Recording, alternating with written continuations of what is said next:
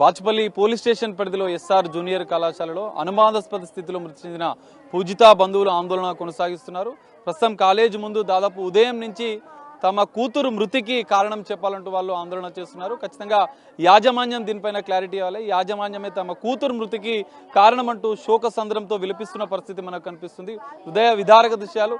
ఇద్దరు కూతుళ్ళని కలిసి చదివించాం మేము, ఇన్నేళ్లుగా వాళ్ళిద్దరు కలిసి చదువుకున్నారు. కానీ ఈరోజు యాజమాన్యం మొదట మాకు కాలు జారి కింద పడిపోయింది, బాత్రూంలో పడింది, రూమ్లో పడింది అని చెప్పి ఇతర కారణాలు చెప్పినటువంటి కాలేజీ ప్రిన్సిపాల్ ఒక్కసారిగా తమ కూతురు చనిపోయిందని చెప్పి పోలీసులతో ఇటు కాలేజీ యాజమాన్యం సమాచారం ఇవ్వడంతో వాళ్ళంతా శోక సముద్రంతో కాలేజీ ముందు ఆందోళన చేస్తున్న పరిస్థితి. పూజిత తల్లి మనతో ఉన్నారు, ఒక్కసారి మనం మాట్లాడే ప్రయత్నం చేద్దాం.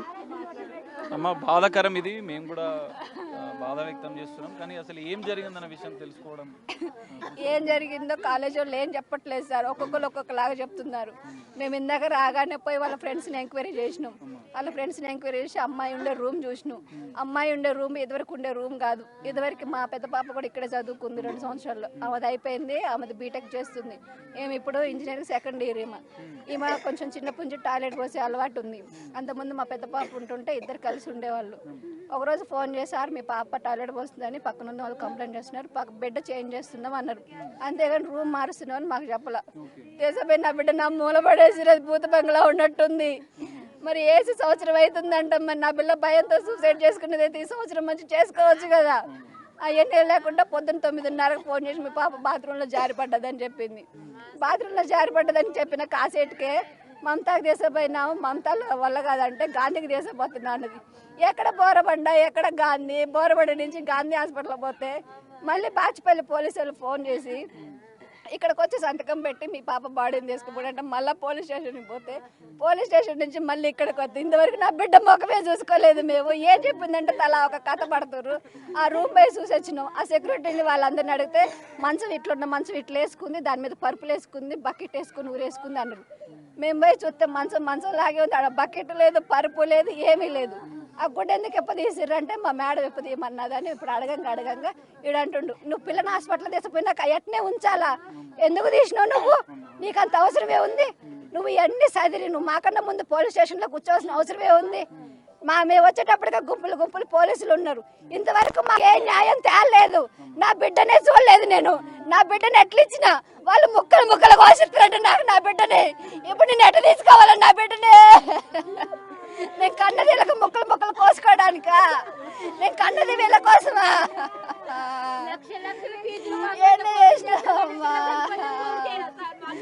అమ్మా రా అన్నది. ఇదే చెప్పారు, బాత్రూంలో జారి కింద పడ్డదని చెప్పారు. అంతే. తర్వాత వచ్చి ఇట్లా తగ్గితే మీ పాపని గాంధీకి తీసుకుపోతుందో అని అన్నారు. ఒక పోలీసు ఫోన్ చేసిన, ఒక ఆయన ఫోన్ చేసి మీ పాప సంతకం పెట్టి డెడ్ బాడీ తీసుకుపోండి అన్నాడు. అంతే. అప్పుడు అర్థమైంది మా పాప చచ్చిపోయిందని. ఏం చెప్పలేరు మాకు, అప్పటి వరకు ఏం చెప్పలేరు. ఎందుకంటే ఇద్దరు అమ్మాయిలు కలిసి చదువుకునే వాళ్ళు ధైర్యంగా మంచిగా. మా పాప చాలా చలాకి పిల్ల అండి. ఎవరితోటి గొడవ పెట్టుకునేది కాదు, ఎవరితోటి ఉంటుంది కాదు. కనీసం కాలేజ్ వాళ్ళు మరి ఎవరిని ఎంక్వైరీ చేసినా మా పాప ఎవరితో గొడవ పడ్డంటే అది కూడా లేదండి. చిన్నప్పటి నుంచి వాళ్ళిద్దరు హాస్టల్లోనే ఉంటున్నారు. ఎప్పుడూ లేదు ఇలాంటి సంఘటన. ఎవరితో గొడవ పెట్టుకునేది కాదు, అందరితో కలిసిపోతుంది. ప్రతి ఒక్కరితో మాట్లాడుతుంది. అసలు గొడవ పెట్టుకునే బుద్ధి దానికి లేదు. పిరిగితనంగా సూసైడ్ చేసుకునే అవసరం కూడా లేదు దానికి. అట్లాంటిది ఏది చెయ్యదు. అట్లాంటి నా బిడ్డ అంత ఒంటరి. రీసెంట్ గా అంటే సంక్రాంతికి వచ్చింది అంతే, ఇంకా మళ్ళీ రాలేదు. ఏం లేదు. ఇబ్బంది ఉందని కాలేజ్ విషయంలో కానీ ఇంకేమైనా పర్సనల్ పాప ఏం చెప్పలేదు. ఆమె అట్లాంటి ఏం చెప్పదు, ఏమి ఇంతవరకు కూడా ఏది చెప్పదు. మొన్న మధ్య సోమవారం మంగళవారం ఫోన్ చేసి అమ్మ ఫీజు కట్టండి, హాల్ టికెట్ ఇవ్వలేదు అంటే మా అమ్మ శాలరీ 1st తారీఖు పడుతుందమ్మా, 1st తారీఖు పడగానే కడతామన్నాం. మా ఆయనకు జీతం పడ్డదో 10,000 కట్టినాడు. కట్టగానే అమ్మ సరే నాన్న హాల్ టికెట్ ఇచ్చారని ఫోన్ చేసి మళ్ళీ ఒక రోజు ఫోన్ చేసి అమ్మ నాకు డ్రెస్సులను ఉసిరికాయ పచ్చడి పంపించమ్మా అన్నది. సరే అమ్మ నేను డబ్బులు కట్టలేదుగా, డబ్బులు ఇంకా మొత్తం తీసుకొని వస్తాను. ఇక లేదు, ఇప్పుడు మేమే తీసుకుపోతున్నాం నా పిల్లని నేనే తీసుకుపోతున్నా ఇప్పుడు. పండగ వచ్చినప్పుడు మీతో అంత మంచిగానే ఉందండి. మా బావగారు అంటే ప్రాణం ఆమెకి. మా బావగారి కాడికే పోయి వచ్చింది. ఆడికి పోయి వచ్చింది, 2 రోజులు ఉన్నది, వచ్చింది. మళ్ళీ తెల్లారి నేనే వచ్చి మా బావగారే వచ్చి హాస్టల్లో తోలిపోయిండు. మళ్ళీ మా బావగారే వచ్చి హాస్పిటల్ ఇక్కడ తోలిపోయిండు. ఆయన వచ్చిండు, ఆయనతో పాటు వచ్చిర్రు. రోజు ఫోన్ చేస్తుంటదా? నిన్న మొన్న అంటే లాస్ట్ గా మీతో మాట్లాడినప్పుడు అయితే నాకు చెయ్యదండి, ఎక్కువ వాళ్ళ నాన్నగారికి చేస్తుంది. నా ఫోన్ ఆఫీస్లో ఉంటుంది. నాకు ఫోన్ చేసిన మామూలుగా ఏదన్నా స్నాక్స్ లేవమ్మా, స్నాక్స్ అయిపోయినాయి, దాని గురించి చేస్తుంది తప్ప ఇంకా వేరే ఏం కంప్లైంట్ చేయదు. స్నాక్స్ అయిపోతే ఫోన్ చేస్తుంది. నేను 15 రోజులు ఒకసారి, 10 రోజులకు ఒకసారి సండే నాకు లీవ్ పికప్ ఉంటుంది, నేను వచ్చిపోతుంటాను అంతే. ఇక వచ్చినప్పుడు కూడా ఏం చెప్పదు, కాలేజీలో ఏమైనా ఇబ్బందులు ఉన్నాయని కానీ, లేకపోతే లెక్చర్స్ విషయంలో ఇంకేమైనా మీతో ఏమైనా షేర్ చేసిందా? లేకపోతే వాళ్ళ నాన్నకు ఫోన్ చేసినప్పుడు లాస్ట్గా ఏం మాట్లాడారు? వాళ్ళ నాన్నకు కూడా ఏం చెప్పలేదు. స్కాలర్షిప్ గురించి మాట్లాడింది, డబ్బుల గురించి మాట్లాడింది అబ్బా. మా మేడం ఇట్లా అన్నది అట్లా అన్నదని ఏం చెప్పలేదు. కానీ పిల్లనైతే నిన్న సాయంత్రం తిట్టిందంట, ఏదో గొడవ పెట్టుకున్నారు. మరి ఏం జరిగిందో ఏమో మనకు తెలియదు. ప్రిన్సిపల్ మేడమే తిట్టిందంట. ప్రిన్సిపల్ ఏం తిట్టింది ఏమో బయటికి రాలేదు, ఆ దొంగ మొండ కాంట్రాట్లేదు. పూజిత అంటే మీ కూతురు ఫ్రెండ్స్ ని తో మీరు మాట్లాడారు, వాళ్ళు ఏమని చెప్పారు? ఫ్రెండ్స్ ని ఎంక్వైరీ చేస్తేనే నిన్న సాయంత్రం అయితే తిట్టింది. ఎందుకు తిట్టిందో మాకు కూడా తెలియదు, అందరితో మంచిగా ఉంటుంది, అట్లా ఏం లేదు. నిన్న సాయంత్రం మేడం తిట్టింది అని చెప్పింది, అదొకటైతే చెప్పారు. ఇక పిల్లగాళ్ళని కూడా ఎవరు అడగట్లేదు. ఇప్పుడు సెక్యూరిటీ చెప్పేది ఒకలాగా ఉంది, వార్డెన్ మేడం చెప్పేది ఒకలాగా ఉంది, మనిషికి ఒక్కొక్కటి చెప్తున్నారు. మరి ఇక ఈ పోలీసులు ఏం చేస్తారో ఎవరేం చేస్తారు. ప్రిన్సిపల్తో మీరు మాట్లాడారమ్మా? వాళ్ళు ఏమైనా మీకు కలిసి ఏమైనా చెప్పారా? వాళ్ళేం చెప్పలేదు. మామూలుగా ఇక్కడ మా వాళ్ళు మాట్లాడుతుంటే చెప్తున్నారు. మమ్మల్ని రానివ్వట్లేదు, మా వాళ్ళు మాట్లాడుతున్నారు అంతే. పూజిత అంటే లేదమ్మా, ఇప్పుడు ఎట్లా న్యాయం ఏం కావాలి? ఎందుకంటే యాజమాన్యం నిర్లక్ష్యం వల్లనే జరిగిందని చెప్పి మీరు ఆరోపిస్తున్నారు. వాళ్ళనే జరిగింది, ఇంకేం న్యాయం చేస్తారు? సరిపోయినా నా బిడ్డనైతే తీసుకురాలేరు కదా, ఇంకేం న్యాయం చేస్తారు? ఏమొచ్చి నాకేం కష్టం తీరుతాయి? నా బిడ్డను తీసుకురారు కదా. నేను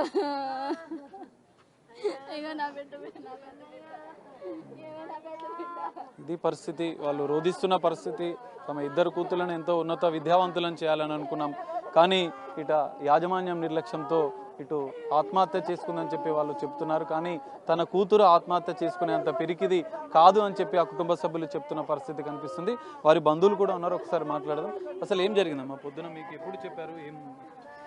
నార్మల్గా అయితే నాకు ఏ విషయం తెలియదు సార్. నేను నార్మల్గా పార్లర్లో డ్యూటీ చేస్తుంటుంటే మా ఆయన ఫోన్ చేసి చెప్పాడనమాట, ఇలా జరిగిందని అనేసి.